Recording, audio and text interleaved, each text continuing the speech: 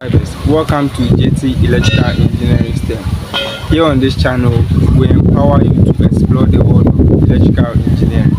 And today we are going to study about how the radial socket circuit works, and then disadvantages and advantages between the radial socket and the ring socket. So here on my back, we have the radial socket, and which consists of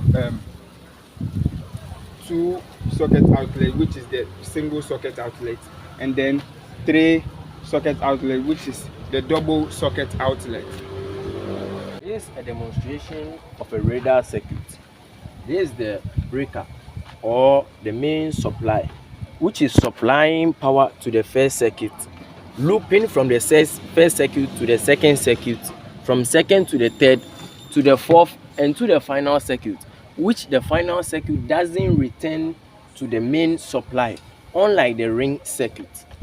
In the ring circuit, from the main supply to the first circuit, going round to the last circuit. At the last circuit, it returns back to the main supply, unlike the radial circuit. Advantages and disadvantages of the ring and the radial circuit. In the ring circuit, much cable is used as compared to the radial circuit, and also it is expensive more than the radial circuit. In the ring circuit, the fault at a particular circuit doesn't affect the other circuit as compared to the radial circuit. In our various homes, radial circuit is used in place of the ring circuit because it is less expensive.